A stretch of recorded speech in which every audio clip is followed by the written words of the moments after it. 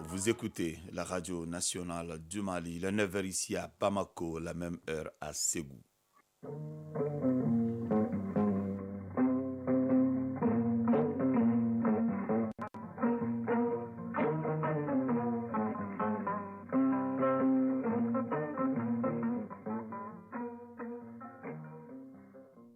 Le journal Fousséni Tunkara. Bienvenue dans cette édition, la première des Mali Actualités, les titres. Au début de ce journal, nous parlerons de la rentrée diplomatique 2023. Cet événement majeur placé sous le thème « Faire de la culture un outil d'influence au service de l'action extérieure du Mali » s'est tenu bien sûr à Ségou. C'est une organisation du ministère des Affaires étrangères et de la coopération internationale en partenariat avec le ministère en charge de la culture. Focus santé, nous parlerons du district sanitaire de Sam. Il couvre 32 heures de santé toute opérationnelle. Et en fin de journal, nous serons avec Famourou Djourte, une page qui sera essentiellement consacrée au Chan Algérie 2023. Nous sommes heureux de vous compter parmi nous. Bonjour à vous, merci et bienvenue dans ce journal.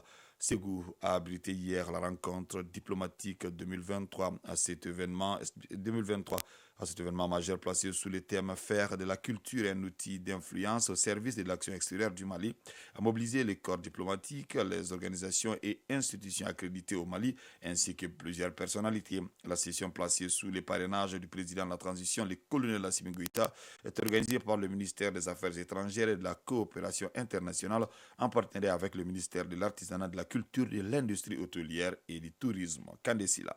Cette rentrée diplomatique 2023 a été délocalisée à Ségou avec un thème non moins évocateur, faire de la culture un outil d'influence au service de l'action extérieure du Mali. Cet événement majeur a été une occasion pour le ministre des Affaires étrangères et de la coopération internationale de situer le contexte aux diplomates, représentants des organisations et institutions accréditées au Mali et plusieurs personnalités venues pour l'occasion.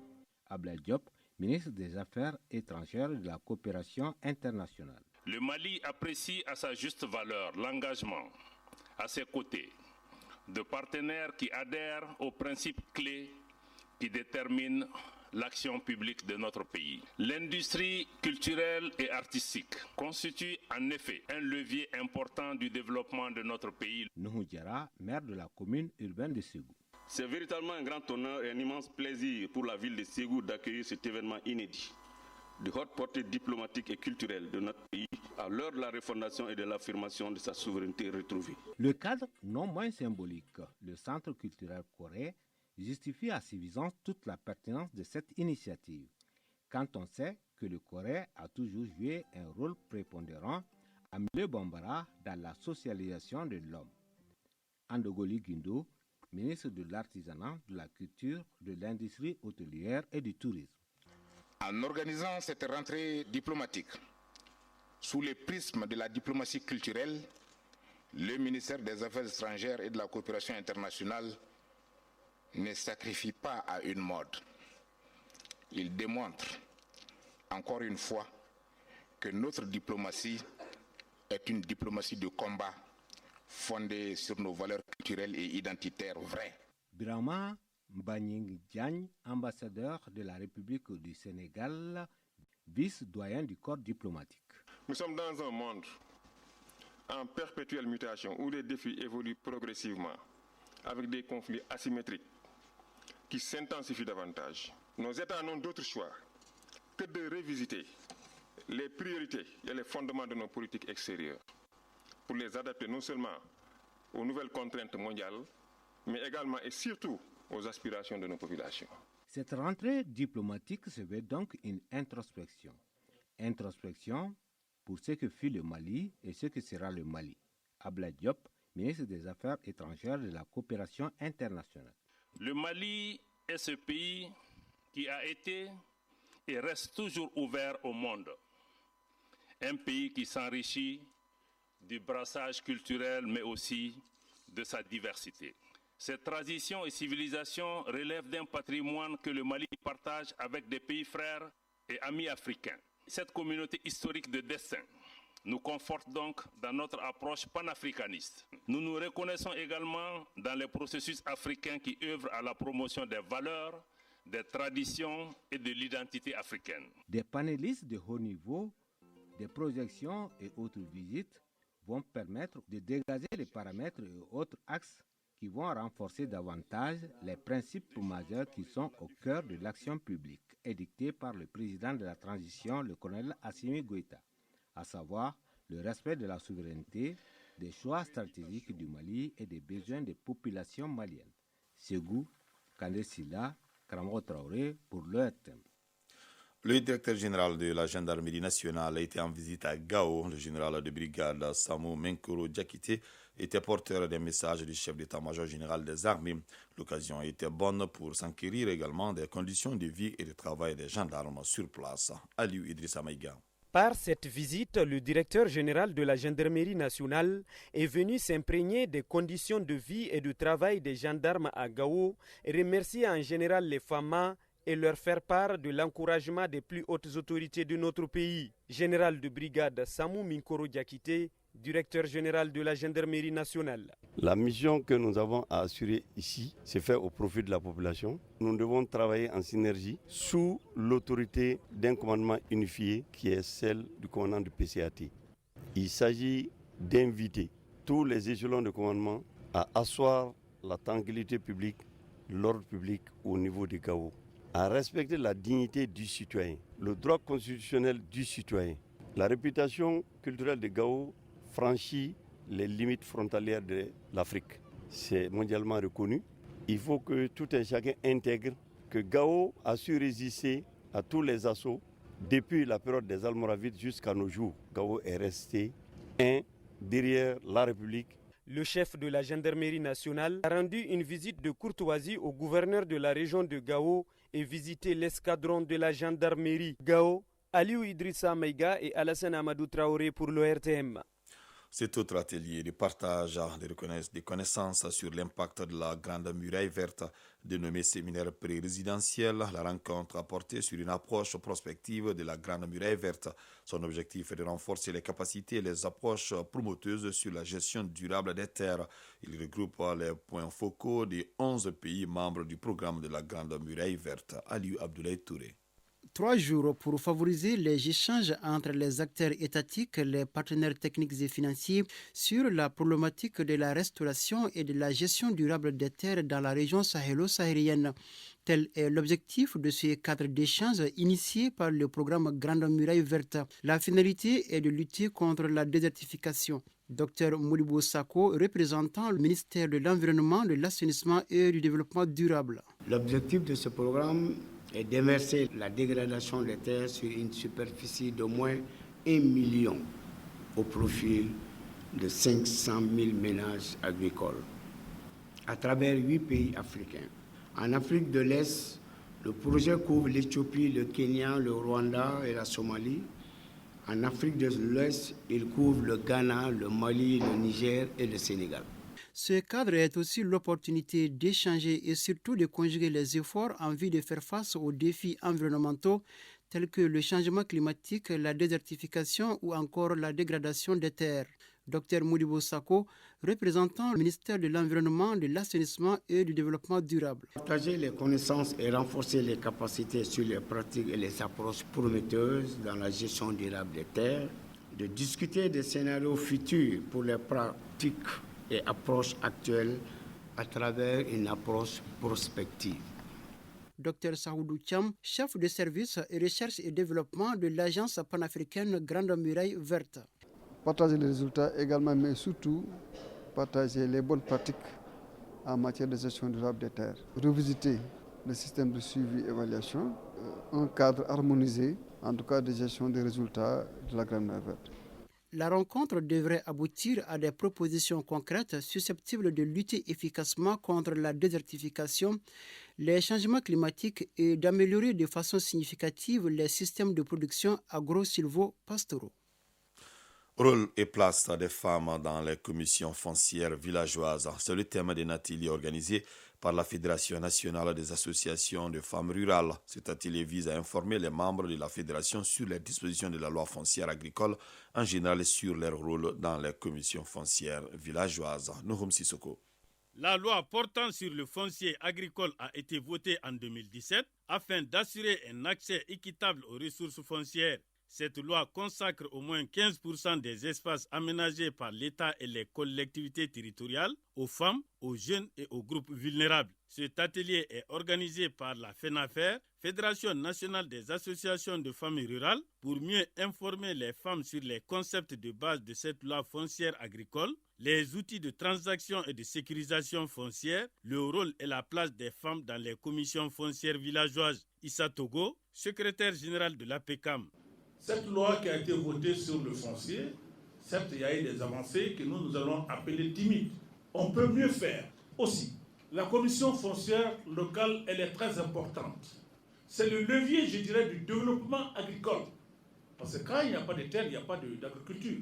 L'atelier s'inscrit dans le cadre de la mise en œuvre des actions de plaidoyer pour l'élimination des dispositions discriminatoires par l'application effective de la loi foncière au bénéfice des femmes. Fabi Bintou Bokoum, représentante du ministre de la Promotion de la Femme, de l'Enfant et de la Famille. Les femmes rurales jouent un rôle important dans la réalisation de la sécurité alimentaire du pays.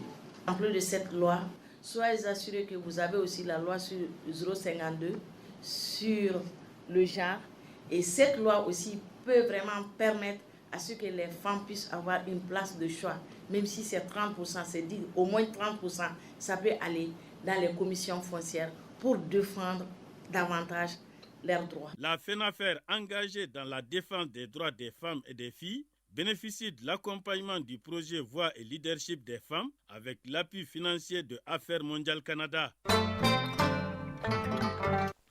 Actualité hors de nos frontières. Le Canada annonce qu'un processus de paix est enclenché pour le Cameroun pour tenter de résoudre les conflits qui endeuillent depuis 2017 les deux régions à majorité anglophone du pays, le nord-ouest et le sud-ouest. Mélanie Joly, la ministre canadienne des Affaires étrangères, a fait cette annonce vendredi 20 janvier 2023. Le Canada a accepté, donc en ces termes, le Canada a accepté de jouer le rôle de facilitateur dans ce processus, un processus en vue de parvenir à une résolution globale, pacifique et politique du conflit. Fin de citation. La purge au sein de l'armée brésilienne s'est poursuivie 2 semaines après une tentative de coup d'État par les partisans de l'ancien président Bolsonaro. Lula vient de limoger le chef de l'armée de terre. Il a été remplacé par le général Thomas Miguel, commandant de la région sud-est, un officier qui a défendu publiquement la démocratie et la légitimité des élections contestées précisément par l'ancien président d'extrême droite. Le général Ribeiro Pereira, qui a commencé sa carrière militaire en 1975, a notamment participé à la mission de l'armée brésilienne en Haïti, commandé le bataillon de la garde présidentielle et travaillé comme auxiliaire à la présidence à Brasilia. Pour terminer cette page internationale, un opposant tchétchène en exil propose de se rendre en échange de la libération de sa mère détenue en Tchétchénie. Les vengeances sur les familles d'opposants sont courantes dans cette région dirigée d'une main de fer par Ramzan Radyrov. Aboubakar Yakoul et son frère Ibrahim, dirigeants d'un mouvement d'opposition tchétchène, ADA, sont des opposants de longue date au pouvoir tchétchène en place. Ouvertement menacés de mort, les 2 frères ont trouvé refuge à l'étranger, mais leur mère n'a pas eu ce temps.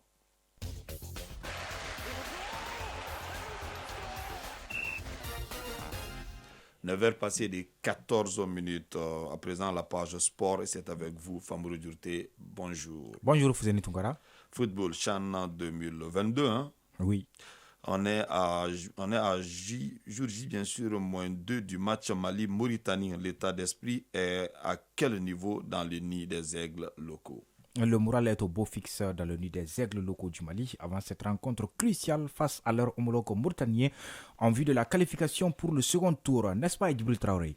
Oui, tout est à présent clair pour nos aigles.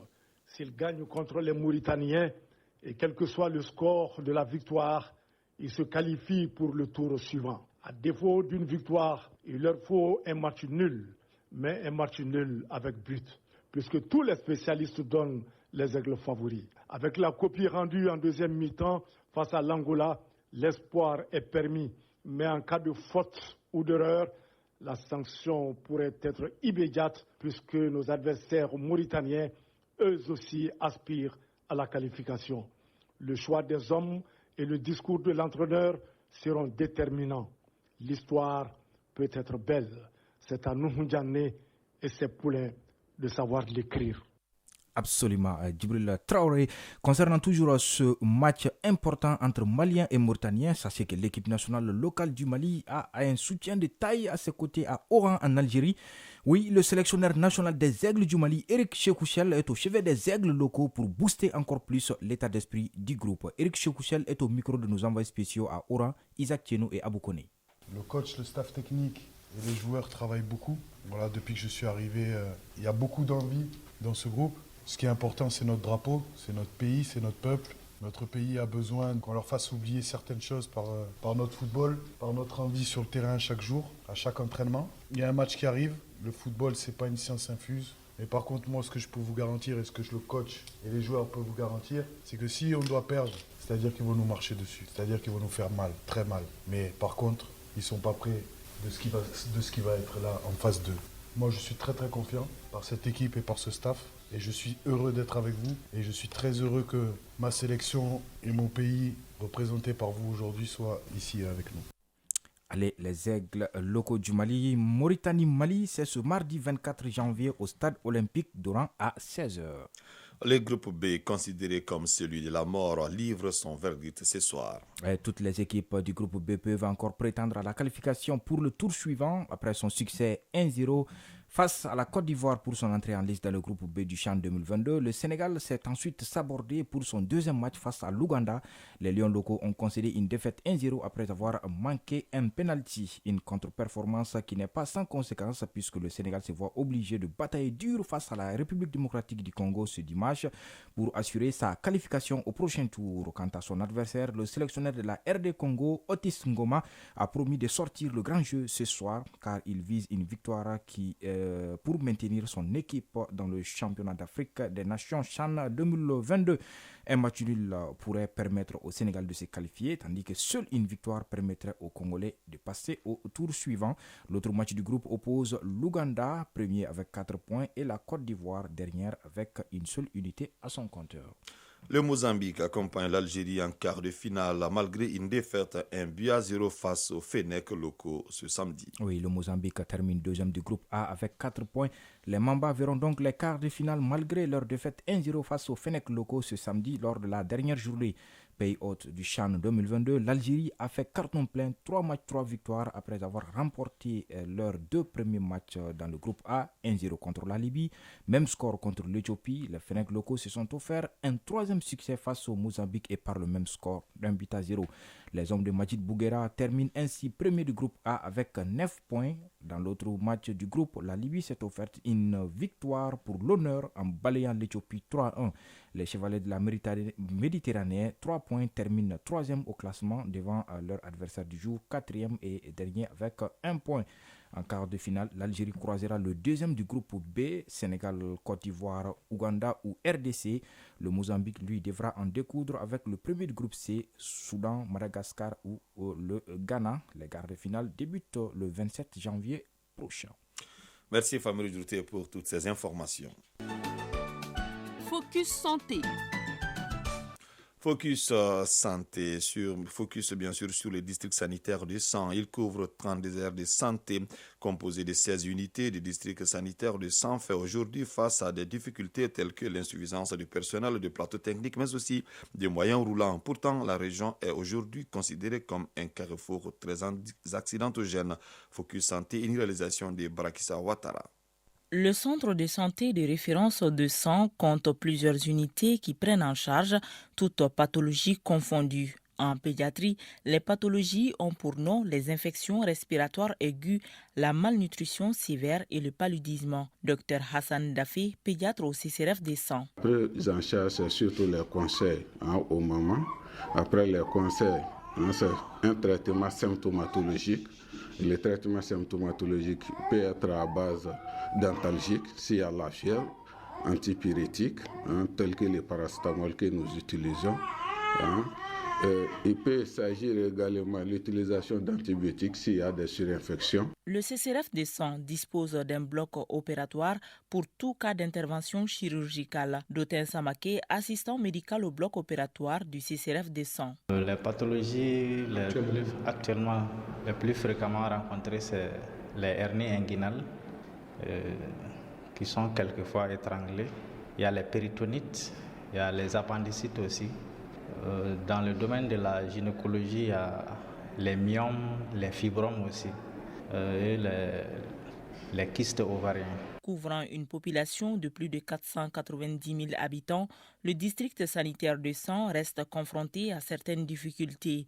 L'insuffisance de personnel qualifié, la vétusté du plateau technique, entre autres. Dr Germain Damélé, médecin-chef du district sanitaire de Sens. Je ne vois pas d'unité où il n'y a pas de problème de matériel. Souvent, nous avons des personnels qualifiés qui peuvent faire des prises en charge, mais si le matériel n'est pas là, donc ça pose problème. Et c'est ce qui fait que nous faisons des évacuations, surtout au niveau de la maternité, les femmes éclamptiques, en tout cas toutes les maladies qui sont en rapport avec la réanimation.